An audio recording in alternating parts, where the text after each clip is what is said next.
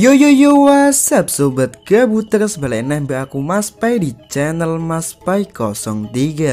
Piye kabare kowe kabeh? Wis madang? Yo madang sik lah. Oke, di video kali ini Mas Pai akan merangkum alur cerita film kungfu Cina yang berjudul Fearless.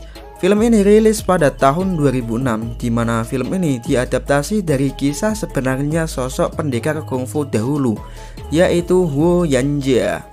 Dan Huo Yanjie ini ingin menjadikan kungfu Cina sebagai cabang olahraga yang diakui dunia. Di film ini sendiri, karakter Huo Yanjie diperankan oleh Jet Li. Nah, siapa sih yang gak tahu Jet Li?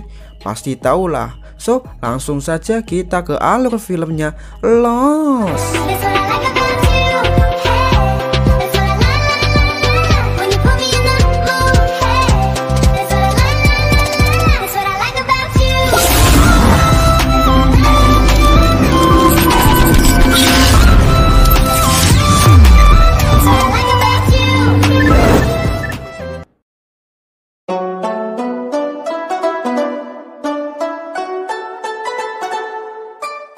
Di awal film diperlihatkan Huo Yanjie masih kecil yang sedang melihat ayahnya yaitu Huo Andy latihan.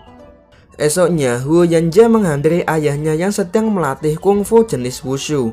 Ia berniat akan memberikan secangkir teh kepada ayahnya. Akan tetapi ayahnya malah menyuruhnya pergi untuk belajar kaligrafi. Dan faktanya Huo Yanjie ini ingin sekali berlatih wushu, tapi keinginannya itu dilarang oleh ayahnya karena Huo Yanjie mengidap penyakit asma.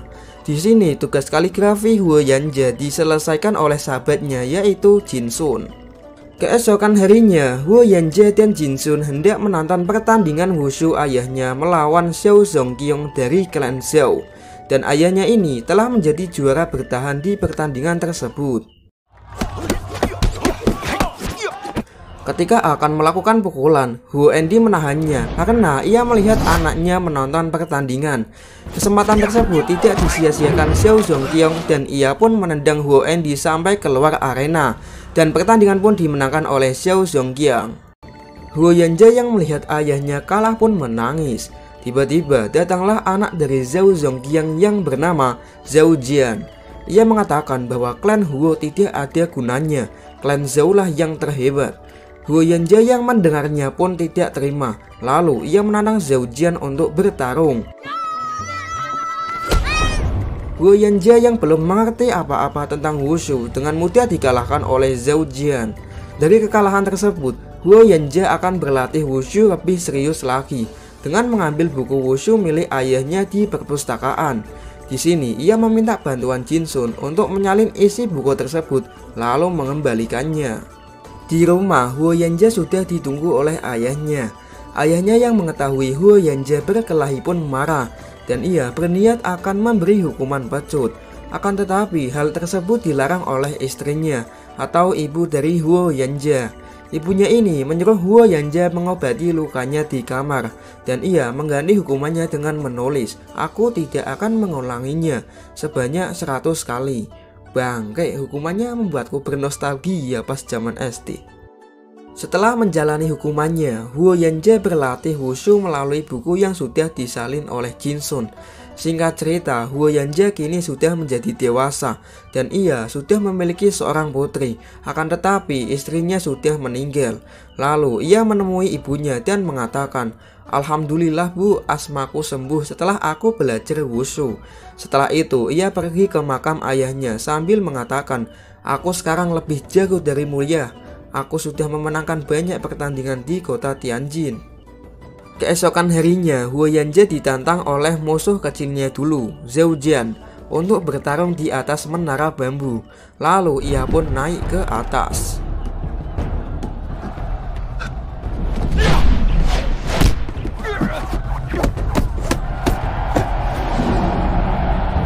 Pertarungan tersebut berjalan begitu sengit, dan ketika Zhao Jian terpojok, ia mengeluarkan jurus andalannya, yaitu Trio Macan. Nampaknya jurusnya itu belum bisa mengimbangi wushu milik Huo Yanjie, dan Zhao Jian pun kalah.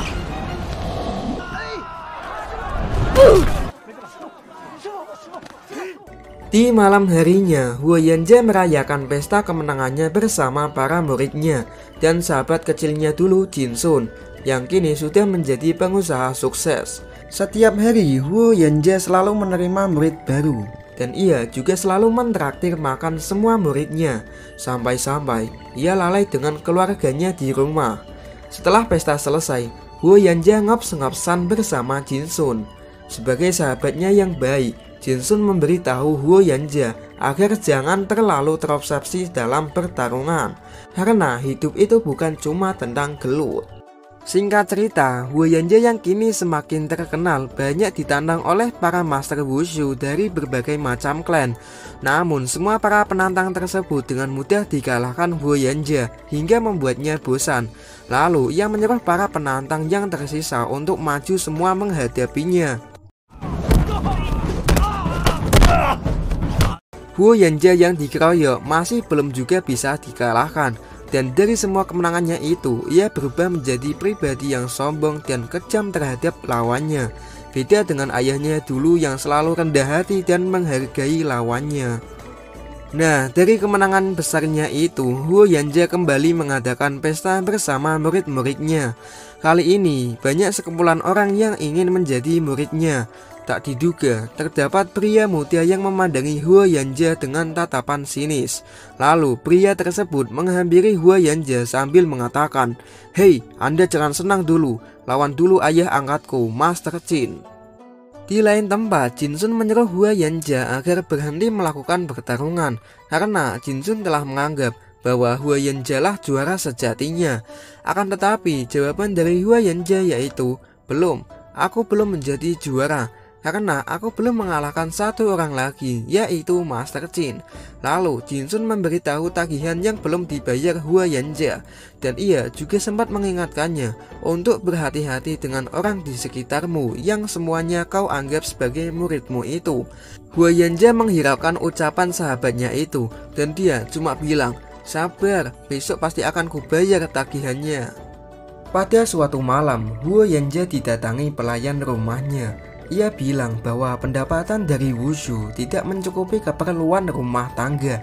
Tiba-tiba para muridnya datang dengan membawa salah satu murid yang sudah bonyok. Mereka bilang bahwa Master Jin lah yang menghajarnya. Mendengar hal tersebut, Huo Yanjie pun marah dan akan mendatangi Master Jin langsung. Di sisi lain, Master Jin sedang merayakan ulang tahunnya bersama keluarga. Master Jin yang mengetahui bahwa ada Huo Yanjie di sini kemudian menghampirinya, dan ia bilang, "Apa yang kau inginkan?" Huo Yanjie mengatakan bahwa dirinya ingin menuntut balas atas apa yang telah Master Jin lakukan pada muridnya. Lalu datanglah Jin Sun. Ia mencoba mencegah pertarungan ini, namun Huo Yanjie keras kepala. Jin Sun yang sudah muak dengan sikapnya lalu mengakhiri persahabatan mereka. Dan akhirnya Huo Yanjie dan Master Jin pun bertarung.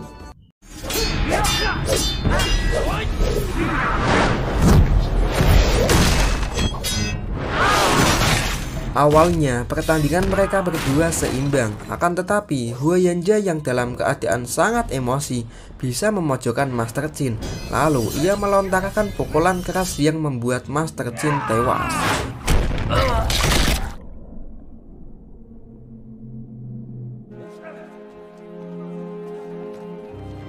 Anak angkat Master Jin yang tidak terima akan membalaskan dendamnya dengan membunuh ibu dan putri dari Huo Yanjie. Benar saja, ketika Huo Yanjie sampai di rumah, ia melihat ibu dan putrinya sudah dalam keadaan tewas bersimpah darah. Huo Yanjie yang sangat amat marah pun mendatangi anak angkat Master Jin. Saat akan membunuhnya, anak angkat Master Jin malah bunuh diri. Di sini, Huo Yanjie tidak membunuh istri dan putri Master Jin karena ia merasa bahwa mereka tidak salah apa-apa. Lalu pada saat keluar, muridnya yang bonyok memberitahu yang sebenarnya bahwa ia telah mabuk lalu menghina istri Master Jin yang membuat Master Jin marah dan menghajarnya. Merasa bersalah atas semua yang telah dilakukannya, Huo Yanjie memutuskan untuk pergi meninggalkan kota Tianjin dengan berlayar entah kemana tanpa tujuan selama berbulan-bulan. sempat hampir tenggelam di sungai. Tapi untungnya ia diselamatkan oleh nenek-nenek dan cucunya yang buta bernama Moon. Di kediaman nenek tersebut, Huayanjia setiap hari dirawat oleh Moon, sampai-sampai Moon juga memandikannya di sungai. Esok harinya, Moon memberikan boneka yang ditemukannya di pakaian Huayanjia. Dan setelah melihat boneka tersebut, Huayanjia kembali memiliki semangat hidup lagi, karena boneka tersebut merupakan kenangan satu-satunya dari putrinya. Nah, sejak itu, ia tidak lagi jadi beban keluarga yang kerjaannya cuma makan tidur. Dan kali ini, Moon mengajarinya bagaimana cara menanam padi. Hari-hari pun ia lalui bersama Moon. Di sini ia mendapatkan banyak pelajaran dari Moon dan neneknya, bahwa manusia itu harus hidup dengan damai dan saling menghargai satu sama lain. Seiring berjalannya waktu, Huayanjia mulai menyukai Moon. Pada suatu hari, terdapat bocil di desa tersebut yang bernama Gui tertangkap maling di desa tetangga, dan desa tetangga itu menghukum Gui sesuai adat di sana. Lalu datanglah Huayanjia dan para warga. Huayanjia meminta pemimpin desa tetangga itu untuk melepaskan Gui, dan pemimpin itu pun setuju. Akan tetapi Huayanjia harus melawannya terlebih dahulu. Tak butuh waktu lama, Huayanjia berhasil mengalahkannya, dan Gui pun dibebaskan. Esoknya, Moon bilang kepada Huayanjia bahwa dirinya akan pergi ziarah ke makam orang tuanya. Seketika, Huayanjia pun teringat dengan keluarganya. Singkat cerita, Huayanjia bilang kepada Moon bahwa dirinya akan pulang dengan tujuan untuk ziarah ke makam orang tuanya. Mendengar hal tersebut, Moon pun tampak sedih. Sebelum pergi, Huayanjia datang menemui Moon terlebih dahulu. Ia berjanji kepada Moon bahwa dirinya pasti akan kesini lagi menemuinya.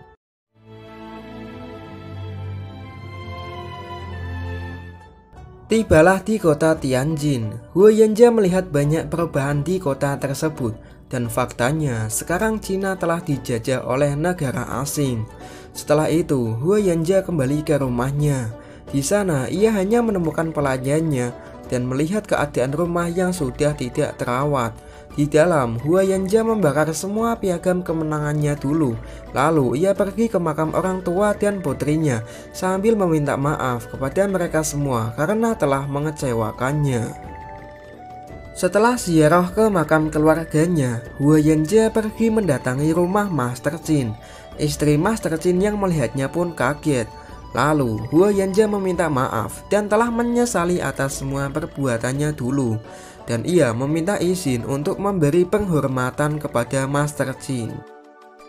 Di lain waktu, Huayanjia sedang membaca koran yang isinya tentang seorang petarung Smackdown tak terkalahkan bernama Hercules, di mana Hercules ini menantang semua petarung Cina dan bersumpah akan membantai semua orang Cina.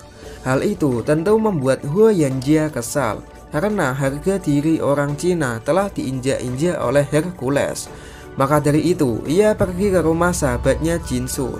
Di sana, Huayanjia bilang bahwa dirinya menyesal karena tidak mendengarkan ucapan Jinsun dulu. Lalu, ia berniat akan meminjam uang ongkos kepada Jinsun agar bisa bertarung melawan Hercules. Akan tetapi, Jinsun tidak meminjamkannya karena ia tidak suka melihat sahabatnya bertarung lagi. Sebelum pergi, Huayanjia meletakkan koran tentang Hercules di meja Jinsun. Dan setelah Jinsun membaca isi koran tersebut, ia pun berubah pikiran, lalu mengirimkan uang kepada Huayanjia melalui karyawannya. Singkat cerita, Huayanjia pergi ke Shanghai untuk menantang Hercules, dan pertandingan mereka berdua pun dimulai.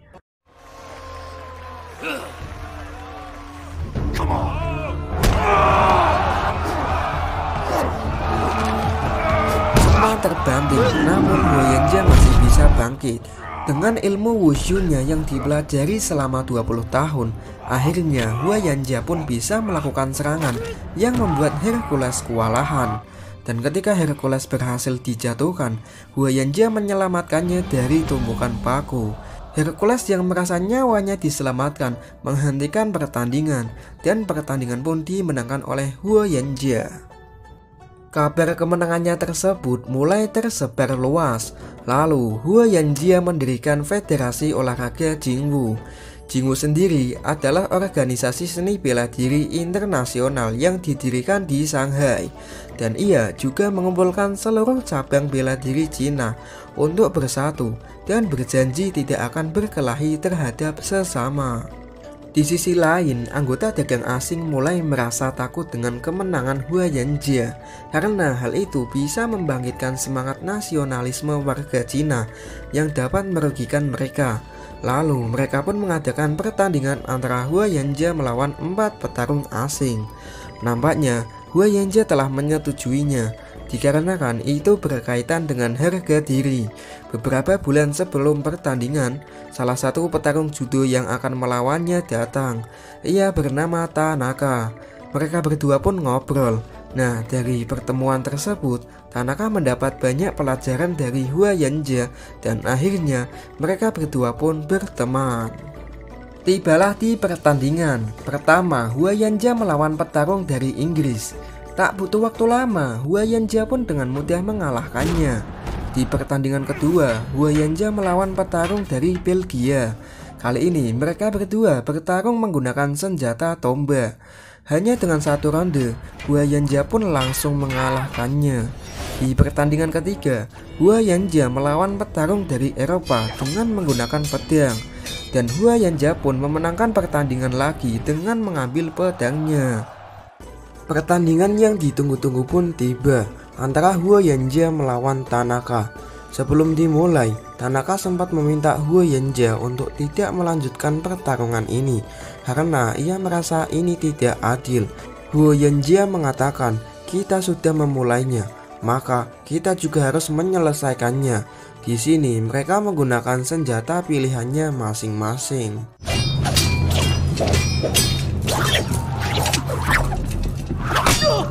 Sebelum ronde pertama berakhir, ada seseorang yang menggadai teh milik Huo Yanjie.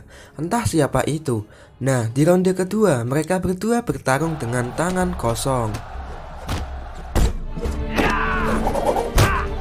Huo Yanjie yang terus diserang tiba-tiba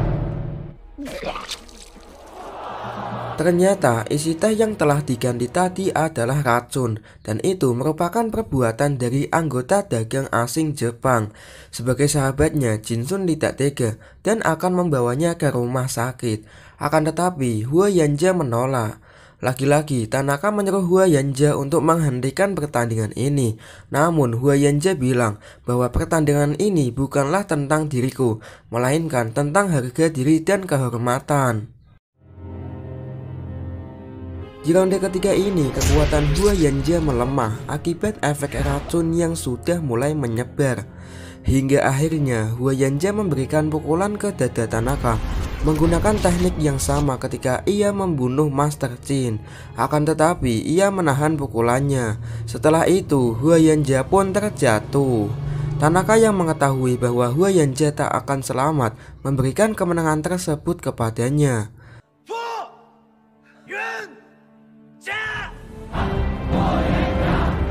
Tak lama setelah itu, Huo Yanjie pun tewas. Ya, tokoh utamanya mati. Ya mau gimana, namanya aja film yang diangkat dari kisah sebenarnya.